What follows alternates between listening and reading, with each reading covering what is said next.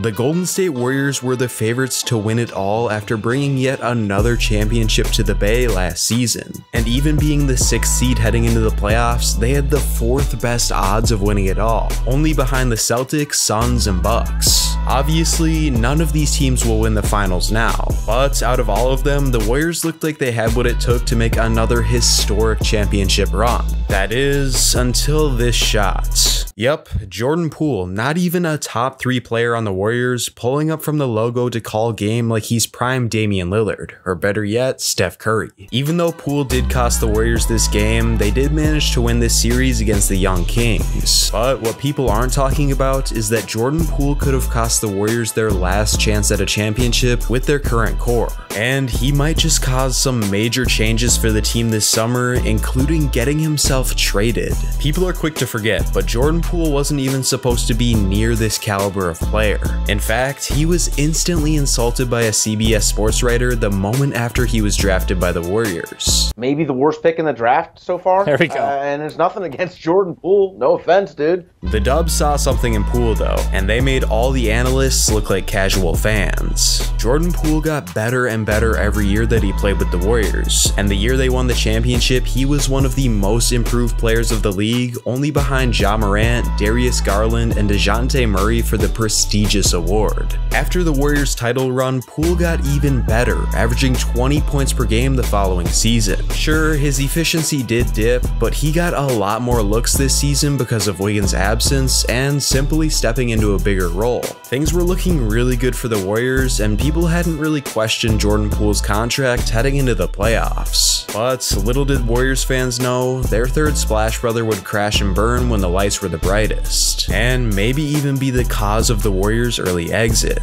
Here's the stat line for Jordan Poole's regular season numbers, and this is what they were in the playoffs. Jordan Poole averaged just 10 points per game, shooting a horrendous 34% from the field and 25% from 3 in 13 games. This has got to be one of the biggest differences in stats in the history of the NBA. And the worst part is, this is not one of those cases where Jordan Poole is doing the little things to help the Warriors win when it matters most. Poole's numbers just took a massive hit, and he was awful in all aspects of the game, including the notorious buzzer beater that he took during the Kings game. That shot is what really showed Poole's lack of playoff experience and the fact that he's still simply a young player. Steve Kerr did publicly support Poole's shot, saying that he liked the take, but let's just be honest, he did this to protect Poole from the inevitable backlash he'd get from the fans and media. Kerr obviously wants the last shot to be in the hands of Curry, and if for some reason there's just no way he's getting it off, worst case, Klay Thompson. Poole wouldn't normally be a bad choice either, but between his clear decline in shooting and where he was on the floor, this probably wasn't the play that Kerr had drawn up. Between plays like this and his major decline in stats during the playoffs, it's pretty clear that Jordan Poole just isn't ready to be a number 2 or even 3 guy on a championship team.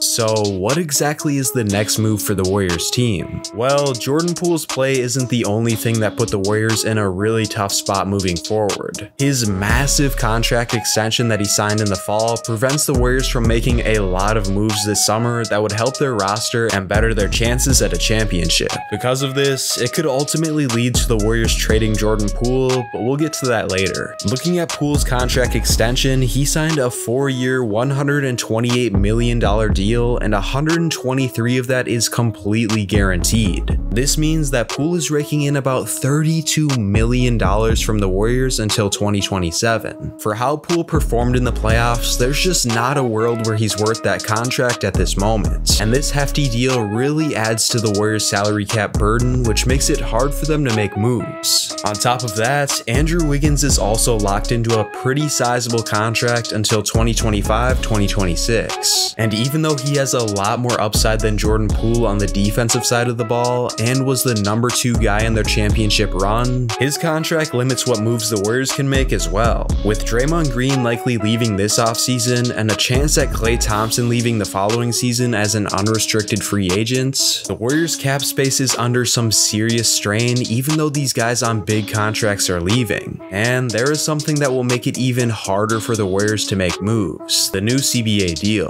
If you didn't know, the NBA recently made some modifications to its collective bargaining agreement, and some of these changes make it extremely difficult for high-spending teams like the Warriors to upgrade during the offseason and add more depth to their roster. The new CBA rules states that teams over $17.5 million above the tax no longer receive the mid-level exception. The mid-level exception is one of the best ways for teams like the Warriors to upgrade during the offseason. For the Warriors last year, this allowed them to get guys like Dante DiVincenzo and bring Kevon Looney back to the team, and without them, the Warriors probably wouldn't have made it as far as they did. Essentially, if the Warriors move forward with their roster as is right now, they won't be able to sign anyone new this offseason, not even for the veteran minimum. So what exactly are the Warriors' new options to add talent without breaking the new CBA rules? Based on the team's cap and current contracts, there are three main things they can do to add talent to their roster. The Warriors could trade Poole or Wiggins for that matter, who has a very similar contract, in a 3-team trade to shed some of their salary and create room to sign a star this summer. Or they can just straight up trade them for win-now talent. I know that Warriors fans aren't likely thrilled about trading away Poole or Wiggins, but this is by far the most effective way to clear cap and make upgrades to the roster.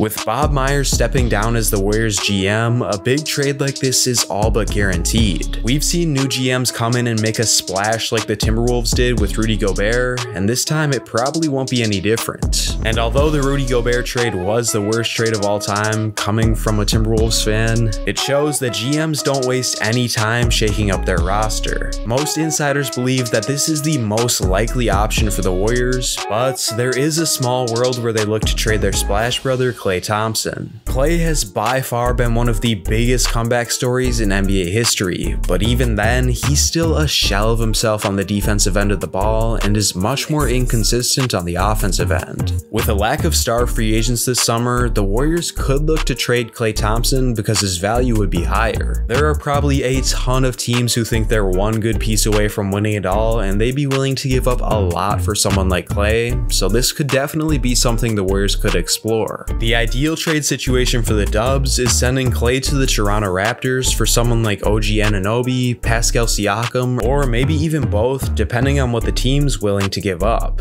These guys are still somewhat young, but they bring elite skill to both sides of the ball. But with the Raptors looking like they're more and more likely to go into a rebuild, I just don't see this trade happening. The three most likely options are the Bulls, Knicks, and Hawks. First of all, these teams are all in the Eastern Conference, so they wouldn't necessarily be giving away key assets to a rival. And all three of these teams seem like ones that are either looking to move into a new direction or add some win-now talent to their roster. The Knicks could bundle talents such as RJ Barrett or even Julius Randle to create a backcourt of Brunson and Klay in New York. The Bulls could look to move on from Zach LaVine or other win-now talent on their roster. And the Hawks could also look to make a splash and win now with a veteran player like Thompson. Bob Myers would probably never make this trade, but he just stepped down, so the chances of this happening are a lot higher. The last way the Warriors could potentially add talent is pretty simple, just finding loopholes in the CBA agreement. The Warriors front office could explore unconventional ways to add talent to their roster without breaking the new CBA rules. This would require a deep understanding of the league's financial regulations and could potentially give the team more room to make crucial signings. This time around, the Warriors can't just stand around and hope for the best. But they aren't the only team that might have to make some major changes to their roster. Giannis Antetokounmpo might actually leave the Bucks after getting embarrassed in the first round by the Miami Heat. And if you want to know more, check it out right here.